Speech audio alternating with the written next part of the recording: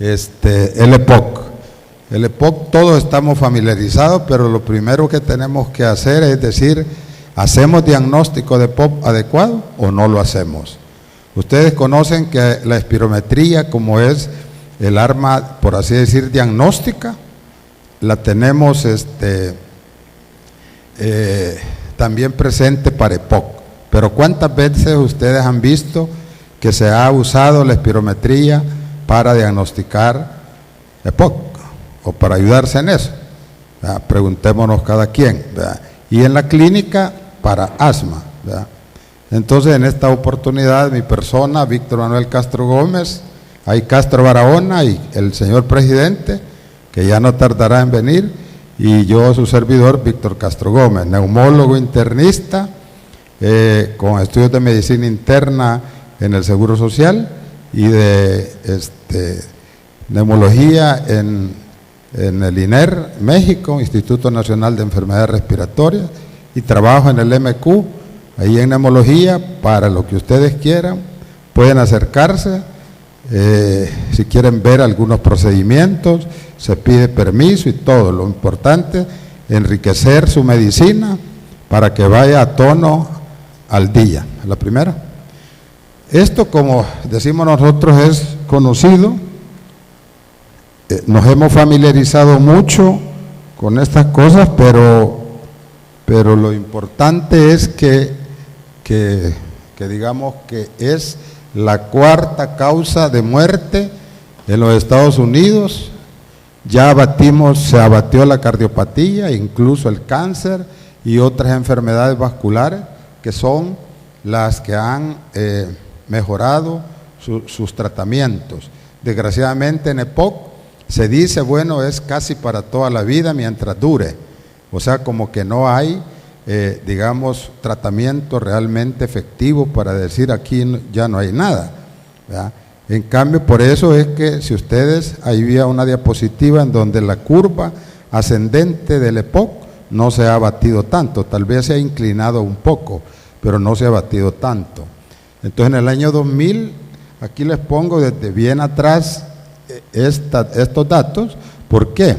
Porque la entidad, por así decir, académica mundial, al igual que el GINA, es el GOLD, G-O-L-D, en el cual cada 5 años se va revisión internacionalmente, y cada año hacen a veces agregados, igual que lo mencionábamos con el GINA. Así que ustedes ahí solo lo bajan. La publicación actual que tiene es la de 2017, y los otros agregados que se han hecho, más que todo en tratamiento.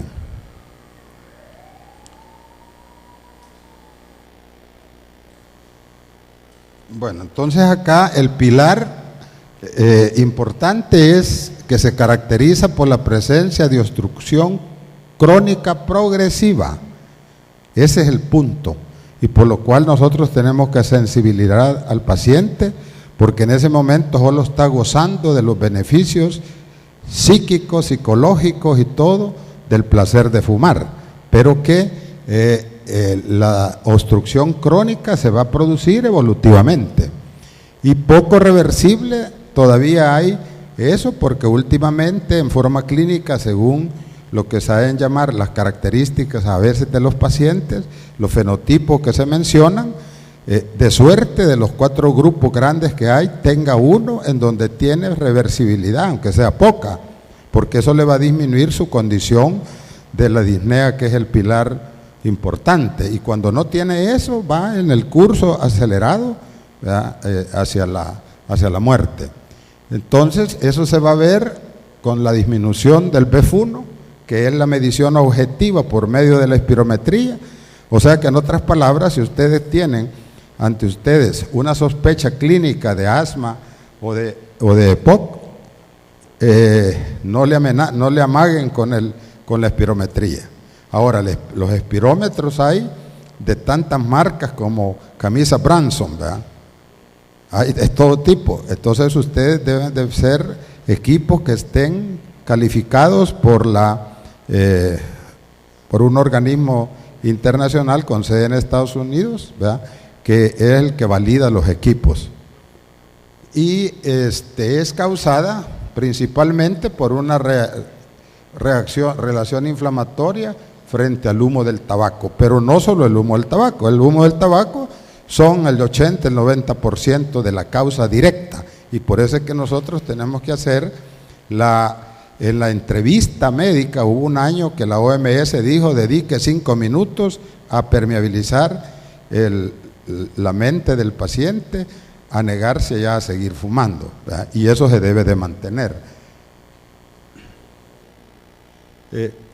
¿Cuál es todo el toque del problema del EPOC? Es así estará nuestro alvéolo, ¿verdad?, bien bonito con su arquitectura, y cuando ya tiene un EPOC avanzado de lo que sea, miren, estos son los hallazgos histopatológicos, desde la mucosa, todos los problemas de la arquitectura se deforma en grado mayor, en grado menor, pero se destruye.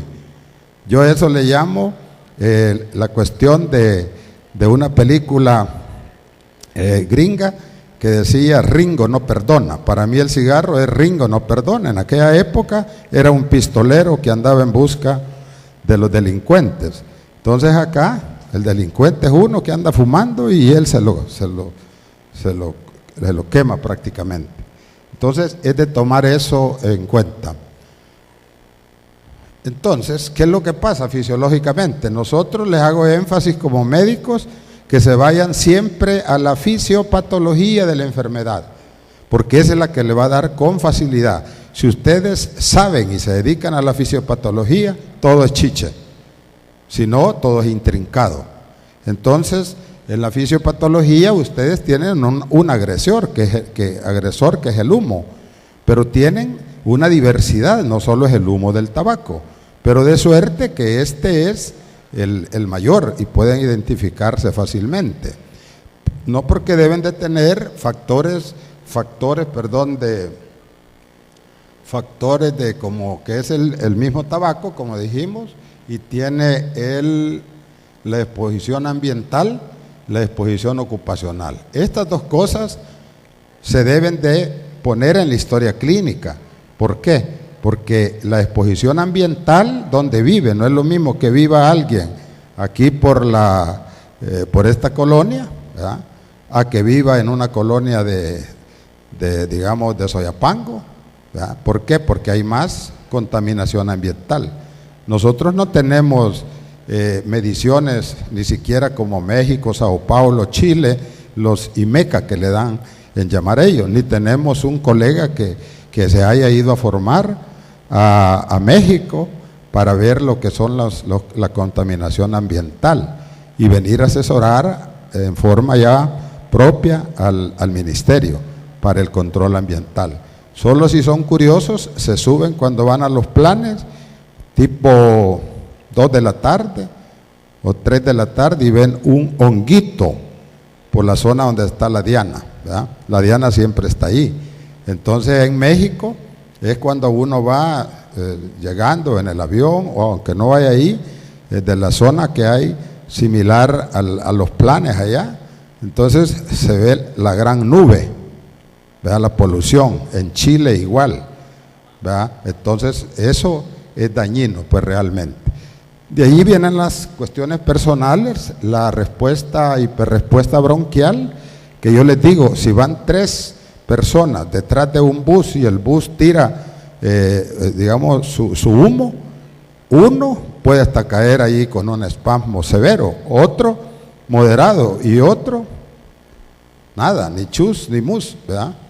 Entonces, ya ahí ya no digamos la atopia, que va relacionada con otra parte genética, el género masculino que les da más a los hombres.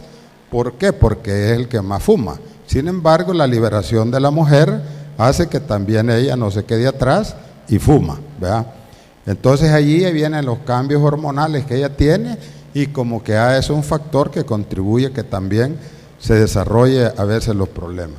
Los estadios socioeconómicos bajos y esta falla de la alfa-1 antitripsina, ¿verdad?, que se puede determinar como una medida. Entonces eso sí podemos objetivizar. Tiene tanto de alfa 1, entonces tiene el problema. Entonces ya no solo es el tabaco, sino que aunado a esa enfermedad del déficit de alfa 1 antitripsina. Y entonces ustedes aquí pueden ver los factores de riesgo. En los factores de riesgo hay 2 medidas usuales que ustedes deben de hacer desde la historia clínica, que van a comenzar el día lunes, ¿verdad? La próxima historia clínica, ustedes dicen, bueno, ¿qué aprendí yo allá en el colegio médico? Entonces lo que ya saben, lo que es el paquete año. Esta medida, que es la más común, número de cigarros por el tiempo en años de fumar, entre una constante de 20, ¿verdad? Entonces, los problemas se dan cuando tenés el índice de paquete año, ¿verdad?, más de 20, ¿verdad? Pero por lo general es en términos de más de 10, ¿verdad?, usted tiene que tenerle mucho cuidado. Aquí, pues si ustedes ven, en forma particular, no ven casos, digamos así, de 3 paquetes años, los más comunes.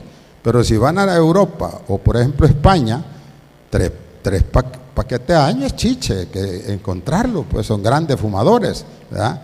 Entonces nosotros aquí andan, por lo general, 5, 7, los mayores fumadores, ¿verdad? Pero no así arriba de 12, 15. Entonces, y lo mismo, ¿verdad? Acá las horas de exposición al día, por los años de exposición, es lo que se llama el humo de leña, ¿verdad?, el índice del humo de leña. Eso tómenlo en cuenta en su práctica habitual si van a encontrar pacientes que su diagnóstico va a estar relacionado con pulmón. Eso es lo que les puedo decir. Y lo importante aquí son los límites. Los límites es mayor de 100 horas al año, ¿verdad? Después de eso, ¿verdad?, uno puede decir. Y no también alarmar. ¿Y usted fumó tabaco? Sí. Ya no le preguntó más, tabaco, dice, ¿verdad? No, interesa ver cuánto. ¿Y usted, señora? Oficios domésticos. Ah, humo, leña, tanto. Pero, ¿qué cantidad? Porque eso importa, ¿verdad? Entonces, nuestras señoras del campo, que solo trabajan en oficios domésticos, tienen mayor exposición. Pero las que echan pupusas, por ejemplo, tienen mucha más exposición. Entonces todo eso interesa. Y ustedes ven acá pues cómo son una fotografía de esas ciudades, ¿verdad?, de esas ciudades y los polvos industriales. Los polvos industriales es donde uno está trabajando. Entonces es importante. De ahí tiene que el tabaco corresponde al 90%, como les decía el EPOC, deben de tenerse, que son típicamente en los fumadores de más de 20 paquetes año, ya lo mencionamos, y deben de tener los efectos del EPOC, tomarlos en cuenta. ¿Por qué? Porque a nivel bronquial hay hipertrofia, hiperplasia de la mucosa, hay deterioro del defensor de los cilios. Los cilios, cuando están quebrados, imagínense un maizal en flor y mazorca, y pasa uno de estos ventarrones que han pasado últimamente y quiebran toda la mata de maíz. Pues así se ponen los cilios, ¿verdad? O sea, doblados. ¿Por quiénes? Por el tabaco, por la contaminación ambiental, ¿verdad?, y los problemas virales, por ejemplo, ¿verdad?, son característicos. Y a nivel del parénquima pulmonar, pues hay aumento de las células inflamatorias que son diferentes a las del asma, pero que a largo plazo ustedes dicen, ¿y usted fumó, señor? Sí. ¿Cuánto fumó? Como 2 cajetillas diarias. ¿Y cuándo dejó de fumar? 50 años. O sea que para él ya no existe el problema. Y llega por tos, ¿verdad? Entonces, como que dejó 50 años, ahí están todavía. Y la oxigenación, ¿verdad?, oxidación del grupo de las alfa 1 antitripsina que se da también. De ahí queda mal, pero lo importante de esto es que entendamos que hay daño celular, genética, metabólica, y tenemos problemas a nivel de las anormalidades que nos van a llevar a problemas de tipo cáncer por la vía genética, ¿verdad? Y la proliferación anormal de las células y los problemas que se dan a nivel de las alteraciones fisiológicas y metabólicas. He de decirles de que cuando ustedes van a estudiar EPOC no es un topiquito así, un tópico chiquito de un temita, no, que es un gran tema, ¿verdad? Un gran tema de libro, pues, ¿verdad? ¿Por qué razón? Porque tiene lo que se llaman las manifestaciones sistémicas del EPOC. Le daña hasta el pelo, al igual que la diabetes, ¿verdad? Le daña la musculatura, le daña la osamenta, los huesos, ¿verdad? Cuando uno anda exhumador, todo enclenque, ven un montón de señores, no es tanto por la disnea, sino por la disfunción músculo-esquelética.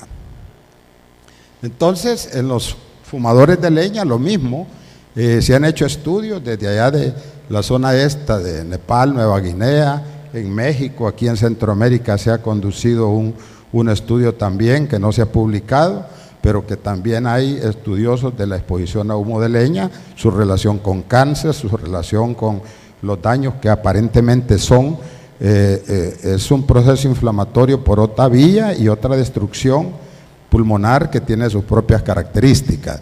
En la microscopía pues electrónica, ¿verdad? Se ve siempre en estos casos las tinciones antracóticas. Cuando uno hace la broncoscopía o video broncoscopía, se ve adentro que cómo están los porciones negruzcas del tabaco, directo y pasivo, porque no solo es el activo, sino que el activo se da gusto, ¿verdad? Su alma cuando fuma, pero la pobre mujer o los hijos por el tabaco pasivo no se dan ni cuenta de eso, solo del problema. Entonces ahí viene la conserjería.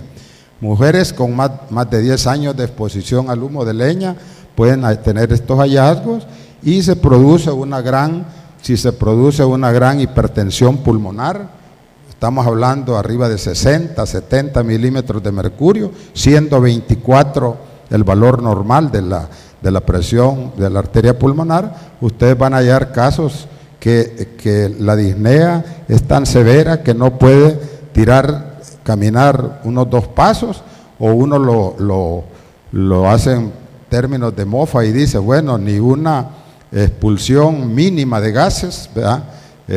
Lo cansa, ¿verdad? O sea, para ver la dimensión.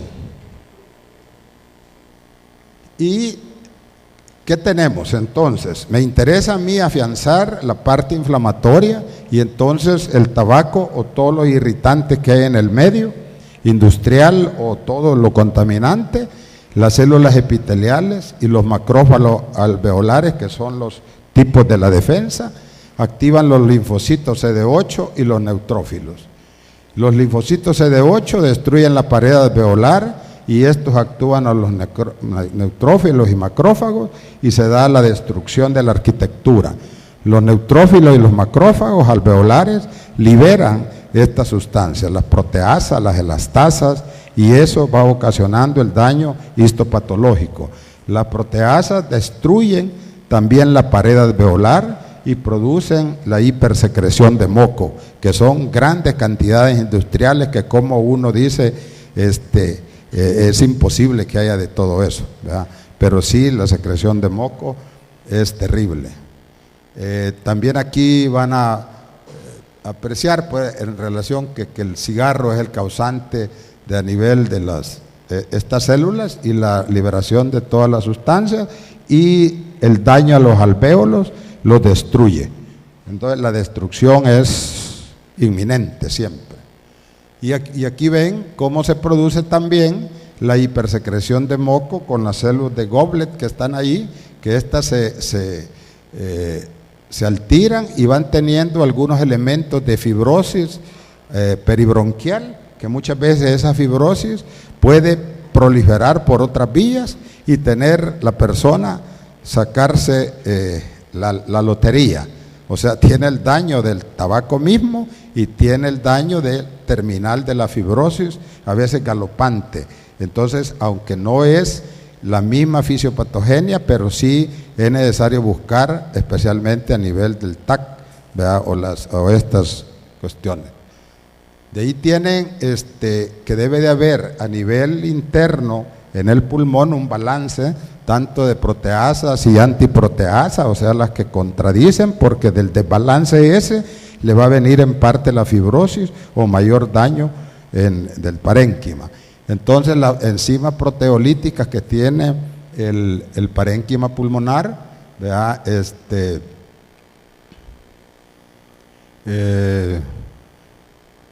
El parénquima pulmonar, ustedes tienen la elastasa neutrofílica, la proteinasa 3, la catepsina, los metaloproteínas, los elementos preservantes del parénquima, como es la alfa-1 antitripsina. Luego esta se abate por genética y entonces no le da la protección. Y entonces por eso se llama déficit de alfa-1 antitripsina, ¿verdad?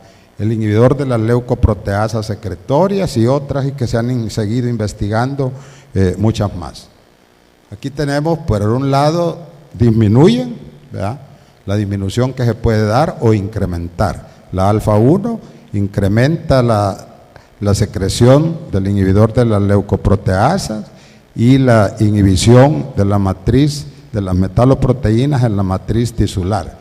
Y por el otro lado tienen una disminución que se da de estos elementos de ahí arriba a la cabeza, la elastasa de los neutrófilos. Si tenemos esto, dirán ustedes, bueno, se ha acuñado en las teorías del envejecimiento una teoría de la óxido-reducción, ¿verdad?, de la óxido-reducción. Entonces, provocando estrés oxidativo. El estrés oxidativo es uno de los elementos importantes en la destrucción del parénquima pulmonar. No solo es esa, sino que hay otras. Sin embargo, mencionamos esta por la importancia. El tabaco activa las células inflamatorias. Estas liberan especies de O2 reactivo y producen disminución de las antiproteasas, o sea, las protectoras, la hipersecreción de moco y la hipermeabilidad plasmática y dan broncoconstricción y actúan sobre el nivel nuclear. De tal manera de que yo les mencionaba que los radicales libres que están acá van a hacer un daño, si ustedes miren, a todos los niveles que da la afección, y eso hace que acelere el problema de los efectos. Y aquí tenemos los efectos sistémicos que les mencionaba. No deben de olvidarse y ver, cuando uno ve al paciente con sospecha de POC, uno lo señala con un dedo a la persona que llega. Él tiene. Entonces, como que está viendo solo el pulmón, y no es así, ¿verdad? Es el dedo a todo la persona humana. ¿Por qué? Porque en el EPOC especialmente se dan fenómenos que hay evidencia, como les decía, del estrés oxidativo sistémico, liberación de radicales de oxígeno libres dañinos y la adhesión de los neutrófilos circulantes, concentraciones de interleuquinas, en la PCR se hayan también incrementadas. Hay pérdida de peso en el EPOC que ha sido asociada a niveles circulantes de estas sustancias, del factor de necrosis tumoral, la leptina, y un aumento del metabolismo. El aumento del metabolismo hace que la persona se desnutra, ¿verdad?, y eso es importante. Y entre los efectos sistémicos, la pérdida de peso que decía, que pueden ser severos, ¿verdad?, y hasta un 10 al 15% en los leves moderados, de tal manera que en el control que hacen de los pacientes se toma el peso, pero usted, que ya sabe la sospecha, uno lo va controlando. Entonces, las pérdidas de la masa muscular de grasa, pues contribuyen el sedentarismo. Pero ¿cómo se va a movilizar el EPOC avanzado si él no tiene la capacidad de hacerlo, ¿verdad? Entonces es un problema serio. La fatiga que se da, alteraciones mitocondriales y metabólicas, alteraciones nutricionales, mayor gasto energético debido a más demanda del músculo esquelético, la hipoxia tisular, supresión de la síntesis proteica por la mala nutrición y la pérdida de los aminoácidos a veces o alteraciones de la miosina, la inflamación sistémica debido al factor de necrosis, el estrés oxidativo que ya lo mencionamos y la apoptosis que se da de las células musculares. Eso teniéndolo así en mente, para mí es importante, gracias, ¿verdad? Es muy importante porque nos da otra visión del EPOC, el EPOC sistémico, no el EPOC como una enfermedad así tan simple. Y aquí tenemos las formas clínicas, ¿verdad? Han sido varias. Si acuñamos el GOL desde 2005 a 2017, ustedes van a ver una cantidad de cosas que se han ido agregando. Pero las del 2005, 2007, yo las he tomado estas por historia, nada más, porque hay que conocer la historia evolutiva y no solo irnos a la publicación, como uno dice, lo fresquito, lo que investigaron hace 6 meses, porque tenemos que conocer la historia de eso y ahí agregarle lo que está. Entonces, para mí es importante mencionarles que los grandes tipos son enfisema y bronquitis crónica y las mixtas, pero últimamente estas se van a lo que se llaman los pacientes que tienen su situación genética relacionada a que haya una bronquitis crónica o que haya enfisema, ¿verdad? Y eso le da otra visión por los fenotipos, que es lo que se le ha agregado allí. Y según el curso de la enfermedad, tenemos estable y exacerbado. Estable es reto para nosotros, manteniéndolo estable. Y ahí tiene que ir desde la educación del medio ambiente, y en el exacerbado tenemos que saber que un paciente que tiene 2 o más exacerbaciones en el año de bronquitis aguda, ese, como dicen, ¿verdad?, va camino más rápido a la tumba. Eso no se detiene, ¿verdad? Claro, no le vamos a decir, mire, usted ya está para irse a la tumba porque va a pasar lo que pasó hace poco por andar hablando así, ¿verdad? Dice, hay pacientes que le dicen a uno, a mí hábleme claro, ¿verdad? A mí no ande con rodeo. Y otro le dice, todo lo que sepa de mí no me lo diga, ¿verdad? Y si oye decir algo de eso, pues ahí va a tener sus Twitter, ¿verdad? Entonces esta situación, la exacerbación, les decía, para mí es importante que de esta sala, digamos, tengo pacientes en mi clínica o voy a verlos y entonces tengo que ver cómo no se exacerbe. Esa es la clave, ¿verdad? Porque si usted le evita las exacerbaciones, va a tener un mayor periodo de vida, ¿verdad? Entonces, ustedes, bueno, se han de acordar que en la lectura del EPOC están los 2 señores, uno pechito y uno gordito, que son estos, ¿va? El soplador rosado y el soplador azul. Y todo esto debemos de tenerlo bien claro, porque esto ya con los fenotipos ya cambió bastante, pero tradicionalmente aquí van a ver síntoma mayor, la disnea crónica, tos productiva, con textura delgado o obesito, pero ya moradito, ¿va? El cianótico, la PO2 disminuida y en la bronquitis crónica muy disminuida. La PCO2 puede ser normal en el enfisematoso y aumentada en el bronquítico. Tamaño pulmonar, el enfisematoso, ¿verdad? O sea, como que le dice un entonel, ¿verdad? Y puede estar normal. La difusión de CO2 disminuida, el hematocrito normal, pero aumentado en el bronquítico. Son a veces a los que se les ha hecho hasta sangrías, ¿verdad? Y el cor pulmonar, de suerte que en el enfisema está ausente, pero está presente en los bronquíticos crónicos. O sea que en ambos hay algunos detallitos de tomar en cuenta. De allí vemos también esto, es antiguo, nos lo recordamos, que decíamos nosotros que hay limitación al flujo, que es lo que engloba todo, la disfunción, ese es el problema. Tenemos efectos sistémicos que se han agregado ya en los últimos tiempos, la obstrucción de la vía aérea y la disfunción mucociliar. Esos tres elementos nos están diciendo toda la fisiopatología que tiene el paciente. De allí todo el problema era que los investigadores, los maestros, que los van a ver allí cuando revisan ustedes el GOL de 2017, trabajadores en esto, entonces fueron investigando. Allí cabe decir, bueno, que está a nivel de un estudio grande y que ha aportado mucho a la literatura, que es el estudio de platino de toda Sudamérica, 4 países o 5, entre ellos Bartolomé Celli ha trabajado mucho y que es el que aquí aparece, ¿verdad? Bartolomé Celli, ¿verdad? Y ellos han acuñado, como dicen, estos factores, ¿verdad? Que van a servir de pronóstico cuando le tiran como test a los pacientes. Y entonces, de esa manera tenemos el BODE, ¿verdad? El índice de BODE, ¿verdad? La obstrucción por el problema del mucociliar con el doctor Antonissen, creo que es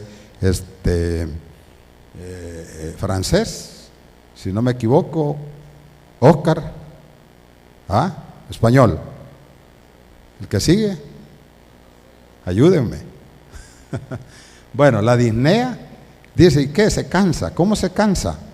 Pues se veía que se cansaba con 2 pasos, con 10 pasos, y otro era atleta, pero allá cuando terminaba pasaba un día encamado, ¿verdad? No se levantaba, tenía la fatiga. Entonces, eso lo estudiaron Nishimura, ¿verdad? Y el ejercicio. Los test de ejercicio se fueron naciendo y aquí tienen autores y ese estudio platino ha servido muchísimo. Los factores pronósticos, si ustedes ven, están, el otro que hay, que tenemos tome en cuenta el BEF1, la distancia de la caminata en 6 minutos, y es una escala de disnea modificada, porque ya no es la tradicional, la M minúscula, MRSC, ¿verdad? Con la escala de disnea, que aquí están sus valoraciones, y el índice de masa corporal. Con estas 3 cosas y el FEB1, ustedes hacen maravillas en valorar el pronóstico incluso del paciente, ¿verdad? Y vamos aquí a mencionar así rápido que la espirometría, hacer énfasis, que ese es el otro elemento que ustedes saquen de aquí, espirometría, ¿verdad? ¿Por qué? Porque no solo es asma, ¿verdad? Entonces, ¿qué es lo que vamos a hallar? De los síntomas, todos aquellos que tienen tos variable, expectoración y disnea, estos 3 elementos. Y de ahí la exposición, tabaco, ocupacionales, contaminación interior, exterior. Uno diría, bueno, si mi esposa dice, o mi mamá cocina con años, tiene de tener una cocina de gas, ¿verdad? Y allí arrecho, ya no es humo leña, mentira, ¿verdad? Siempre afecta, ese un olor que se sale a veces, ese también afecta, ¿verdad? Y ahí tenemos que el valor clave, ¿verdad? Que en el EPOC es 70%, ¿verdad? No 75%, eso cambió. Tenemos aquí la espirometría, solo vamos a decir de que útil, muy útil, de fácil realización, alta reproducibilidad y buena correlación del pronóstico de la enfermedad, y que no correlaciona con los scores de disnea o capacidad del ejercicio, pero es de útil ayuda. Entonces no nos vamos a detener en esto. Sin embargo, acá ustedes pueden ver gráficamente cómo la capacidad pulmonar total en los pacientes, cómo está distribuida, la ventilación corriente, ¿verdad? Pero cómo van los pacientes con EPOC. Miren cómo se aumenta sus volúmenes, ¿verdad? Y en los no bronquíticos también un poquito más, y con el paciente con EPOC durante el ejercicio se afectan. Entonces esto nos objetiviza el daño espirométrico al que el paciente tiene. Y aquí ven, como nos hemos visto solo palabras, ¿verdad? Entonces aquí tenemos dos radiografías que no las borremos de la visión, ¿verdad? ¿Por qué? Porque tiene hiperinflación. Mire, tamaño, ¿ves? Hiperinflación. Normal y con hiperinflación. Diafragmas aplanados. Esto no está aplanado, sino que hasta como invertido un poco, ¿no? Por los ángulos. Pero acá pueden ver que también marcas pulmonares disminuidas. ¿Por qué? Porque aquí no ven vasos, solo es el pulmón destruido, ¿verdad? Que no hay, ya va camino a un enfisema muy avanzado o hay fibrosis. El tamaño del hilio o la arteria pulmonar puede estar disminuida, ¿verdad?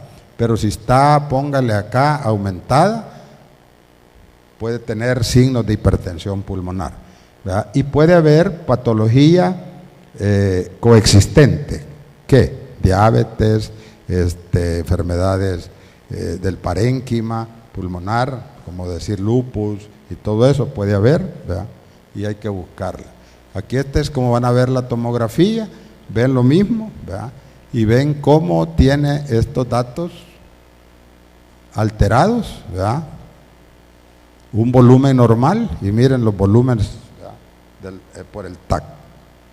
Es una ayuda diagnóstica muy importante.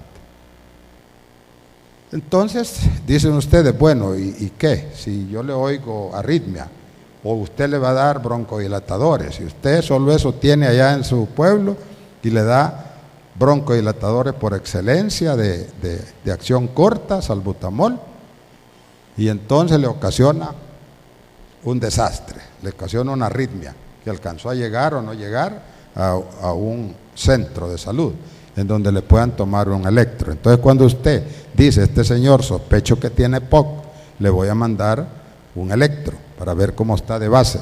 Entonces puede ser normal, con eje desviado, con P pulmonar, ¿verdad? Que ya es importante, sobrecarga del ventrículo derecho y los bloqueos de rama. Los bloqueos de rama, ojo, pueden ser normales a determinada edad, pero pueden ser parte del mismo cuadro.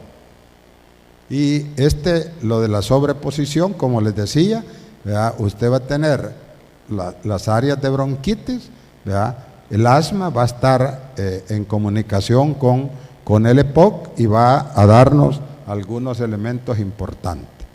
Por ejemplo, del 10 al 15% del EPOC y asma pueden tener sobreposición. Entonces aquí les digo, por ejemplo, asma, edad temprana, EPOC, edad tardía. Lo encuentra usted y por los 40, 45 años, ¿verdad? De esa manera.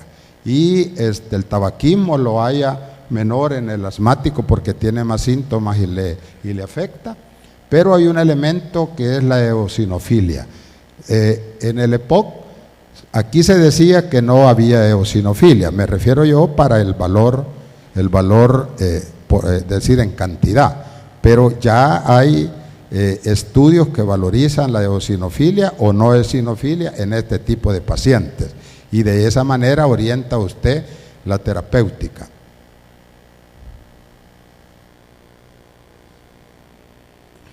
Esto ya. No nos vamos a detener ahí, solo decirles que en el tratamiento del EPOC no nos vamos a meter a clasificar la maraña y en base a eso dar los tipos de broncodilatadores. Yo sé que ustedes lo quisieran, pero se mencionó algo en asma y prácticamente son los mismos medicamentos que pueden variar en dosis y no hay unos diferentes totalmente. Pero sí, veamos, cuando van a manejar el EPOC, lo que hay que hacer es progresión de la enfermedad que yo les decía. Aliviar los síntomas, mejorar la tolerancia al esfuerzo. Todo esto lleva implicaciones fisiopatológicas que les he estado mencionando. Mejorar el estado de salud en general, ¿verdad? Prevenir y tratar las exacerbaciones, es otra de las cosas pilares. Prevenir y tratar las complicaciones adecuadamente y oportunamente. Y lógicamente reducir la mortalidad. pero también la morbilidad, porque la morbilidad es la que más le cuesta a la nación, ¿verdad?, en el aporte económico al Ministerio de Salud. Tantos EPOC tenés como tanto gasto vas a hacer, ¿verdad? Bien se dice de que un EPOC descofensado que va a llegar a hacerle ventilación mecánica, le vas a llegar a hacer trasplante, va a entrar allí mi amigo Alonso, a quererle hacer alguna su reducción de volumen y nada lo detiene. Se gastó toda una fortuna y no se paró. Eso es la desgracia en parte de esto. Y lo otro es minimizar los efectos secundarios al tratamiento. Por eso se pueden buscar algunas alternativas. Las complicaciones del EPOC son pocas, llamémosle así, pero son cruciales. Falla respiratoria y con todo lo que conlleva, ¿verdad? Nutrición, metabolismo, cuidados críticos, estudios hemodinámicos, la apnea y hipopnea, hasta el 40% de los pacientes, o sea, las cuestiones del sueño, ¿verdad?, que están ya muy en boga y que tienen que ustedes, como dicen, estudiarlo. El cor pulmonar, como les decía, una falla ya casi final, la hipertensión pulmonar y los TEP, ¿verdad?, las tromboembolias.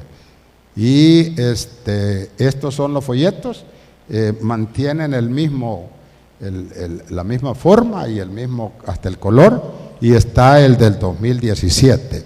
Y tiene de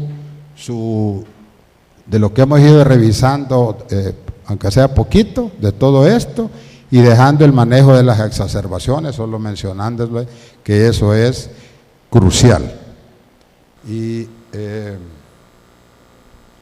el abandono, ya lo dijimos, al tabaquismo es la intervención más eficaz, ¿verdad?, que nosotros podemos hacer, y el costo efectivo para reducir el desarrollo voluptuoso de la EPOC. Y hay en el EPOC el tratamiento no farmacológico y el farmacológico. En el farmacológico, lógicamente es lo que estamos diciendo que se ha producido, ¿verdad?, son los medicamentos. Y el no farmacológico, ya lo leyeron todo, ¿verdad?, está en rompecabezas quizá, ¿verdad? Vale, entonces, acá, tratamiento no farmacológico, ¿verdad? ¿Cuál es? A la cabeza, supresión del tabaco, programas educativos. No puede haber nada más hacia adelante si no hacemos acciones de esto, que parecen intangibles. Dice, pasarlo a la reunión allá de la trabajadora social, a que le hablen paja, ¿verdad? No, es lo más importante en el contexto, porque a uno le interesa el que le va a dar salbutamol, ¿verdad? Y no, en eso no le va a ser tan para su vida. De ahí la otra que está cambiando, bueno, esto lo han utilizado para tratar de disminuir la adicción al tabaco, ya se mencionó en la mañana, pero esta rehabilitación pulmonar que solo se ha mencionado así, como que digamos fantasma, algo fantásmico, ¿va? Pero no, la rehabilitación pulmonar hoy en día, usted hace diagnóstico de POC, usted dice cuánto tiene, cómo están sus factores de riesgo, etcétera, y le comienza rehabilitación al momento, o sea, casi simultáneamente con su diagnóstico. Se ha visto que eso es lo que lo mejora. La evaluación igualmente nutricional y la inmunoterapia con 3 medicamentos: la vacuna contra la influenza, la vacuna contra la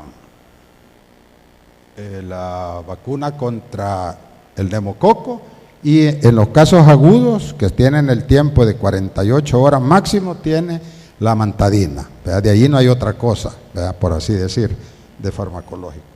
Y de allí lo que decía, los farmacológicos que no los vamos a tocar, que son los broncodilatadores, los esteroides, en algunos casos seleccionados antibióticos, que dicen que si usted a una EPOC que lo quiere, que esté exacerbado, pero no tiene la evidencia científica, ¿sí?, entre comillas, no le dé antibióticos. No, es la patología en donde le puede cualquier maestro dispensar o hacerle bueno, te va a decir, ¿verdad?, ni modo, ¿verdad?, pero es donde no te van a cuestionar que utilices un buen antibiótico para estas cosas.